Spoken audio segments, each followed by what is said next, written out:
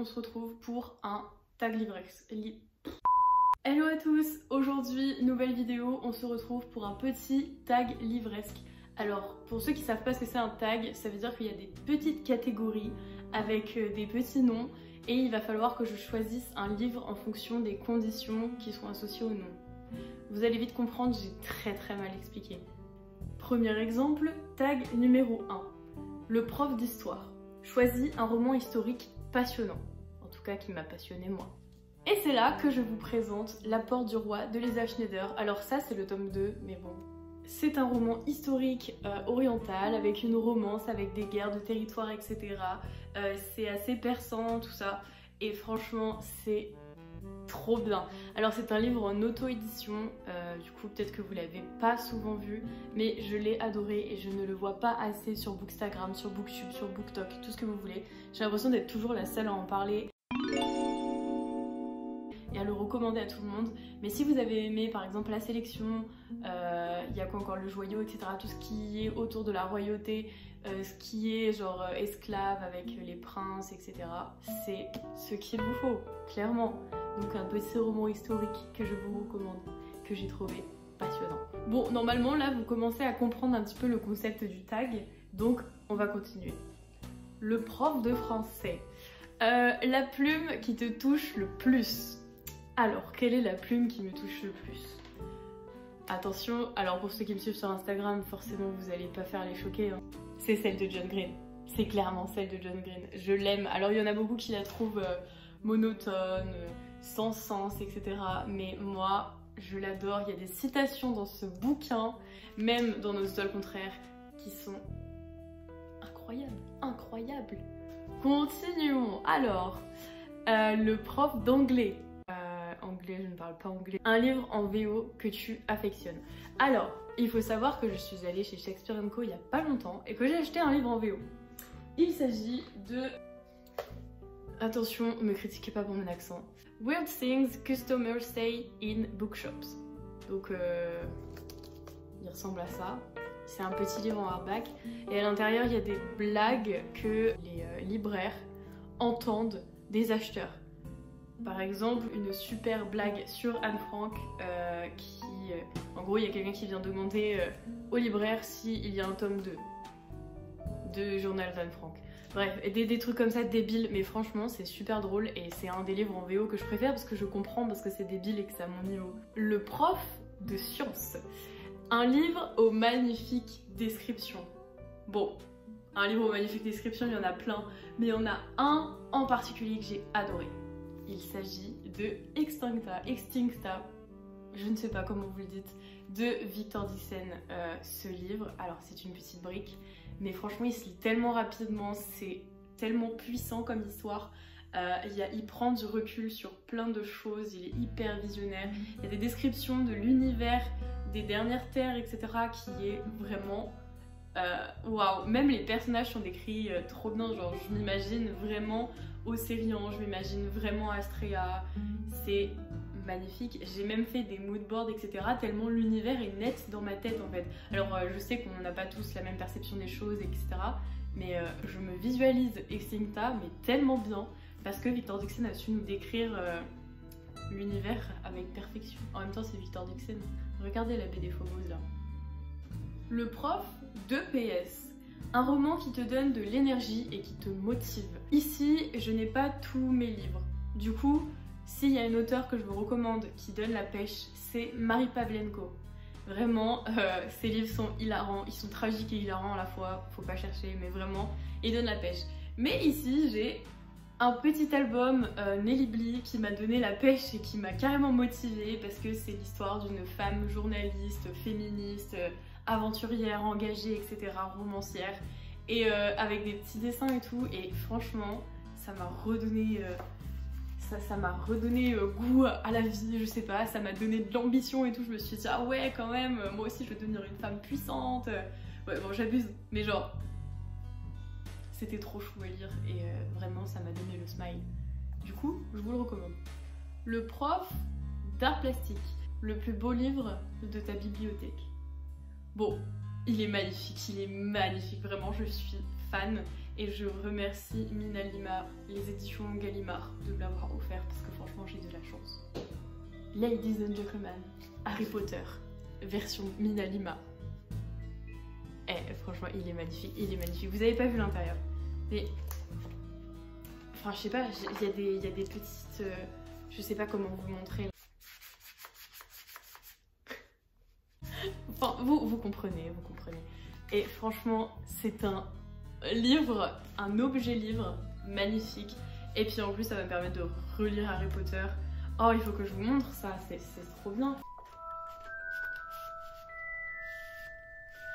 C'est les mandragores, mais c'est trop bien fait. Je suis désolée, c'est trop bien fait. Donc c'est vraiment le plus beau livre de ma bibliothèque. Voilà, même des 2 bibliothèques confondues de chez mes parents, c'est le plus beau, vraiment. Le prof de musique, le roman le plus rythmé, selon toi. Alors, pareil, j'ai pas des tonnes de livres ici que j'ai lus. Du coup, je peux pas donner mon avis, etc. sur les livres que j'ai chez moi, parce qu'il y en a plein qui sont hyper rythmés. Mais celui que j'ai ici à Paris, c'est La Cour des Ténèbres, Vampiria, tome 1 de Victor Dixon. Ouais, Victor Dixon il revient souvent, mais cherchez pas, j'aime trop. Il est très rythmé, il y a des rebondissements, les personnages sont hyper badass, hyper bien décrits. Et puis ça se passe à Versailles et on est plongé dans le temps. La fille de l'histoire est vraiment une aventurière, elle est ambitieuse, elle a plein d'idées, etc. Elle veut vraiment retourner le monde, quoi. Alors j'ai trouvé ça super en rebondissement. Du coup, rebondissement égale rythme. Du coup, c'est un roman rythmé. Lisez La Cour des Ténèbres. On passe maintenant à un deuxième tag, mais je les ai mélangés, vous avez compris. Là, c'est sur la générosité, la tempérance, la modération, l'ardeur, la modestie, la chasteté, la charité. Enfin bref, vous comprenez un peu le thème général. On commence donc avec la générosité. Un livre qu'on t'a offert et que tu as adoré. Quel livre on m'a offert et que j'ai adoré? Je sais pas trop, parce que... est-ce que ça compte que mes parents me l'ont acheté? Est-ce que ça compte comme offert? Parce que sinon il y en a vraiment plein, et je peux citer Too Late de Colleen Hoover par exemple. Mais j'ai vraiment pas d'idée sur cette question. Donc on passe à la tempérance. Je ne sais pas ce que c'est la tempérance. Dites-moi ce que c'est la tempérance. Un auteur qui ne t'a jamais déçu. Roulement de tambour, Victor Dixon. Non, il y a Victor Dixon, il y a Colleen Hoover qui ne m'a jamais déçu. Même dans son roman Without Merit, comment c'est en français? Erreur 404. À première vue. Et ben même ça, je l'ai aimé alors qu'il y en a plein qui ont été déçus. Donc je ne suis jamais déçue par ces auteurs-là. Après, j'ai pas trop d'idées. John Green, j'ai pas lu tous ses livres, donc je peux pas vraiment dire. Mais franchement, Victor Dixon, j'ai lu quand même presque l'entièreté de ses bouquins. Et je les adore. La modération. Un livre que t'as adoré, mais que tu refuses de relire. Je refuse de relire Le Chant d'Achille. Je l'ai lu une fois, c'est bon, c'est fini. J'ai pas besoin de reverser une larme de plus. L'ardeur.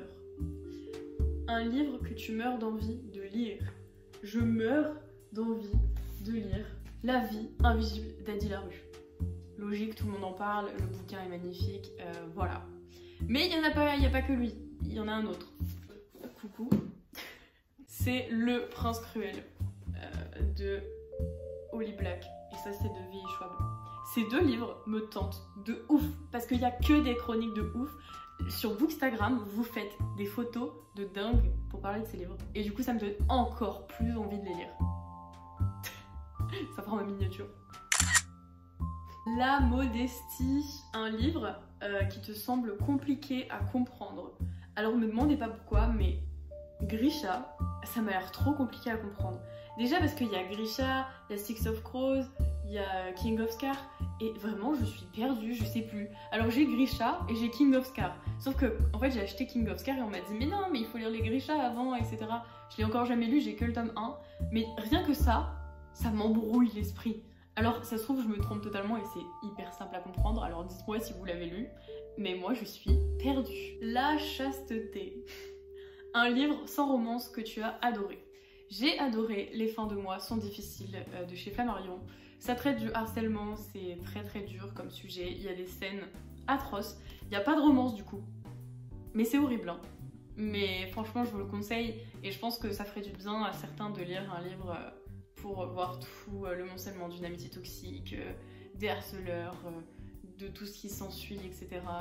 Des idées noires, enfin bon. Très sombre comme livre, mais très très bien. Il y a un tag avec des dieux, etc. Mais je vais pas tout faire parce que j'ai déjà répondu à pas mal de questions. Aphrodite, quel est ton book boyfriend ultime? Il s'agit de Augustus Waters.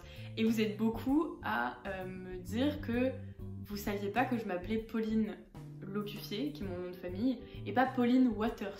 Parce que sur Instagram, j'ai marqué en bio Pauline Waters. Et parfois, il y a des auteurs, mais des maisons d'édition, qui m'envoient des colis avec marqué Pauline Waters. Donc je suis désormais mariée avec Augustus. Ceux qui ont lu Le Nostal contraire, vous savez que bon, ma vie n'est donc pas très très joyeuse.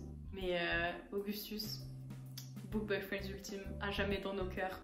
Hermès, un personnage avec qui j'aimerais discuter. J'aimerais beaucoup discuter avec... A few moments later. Bah, je sais pas. En fait, il y a trop de personnages. Mais dans les romances en général, j'aimerais bien discuter avec Isis, il me semble qu'elle s'appelle, dans Je te hais passionnément, de Sarah Wolf, que je n'ai pas ici, parce que c'est un des personnages qui me ressemble le plus au niveau du caractère.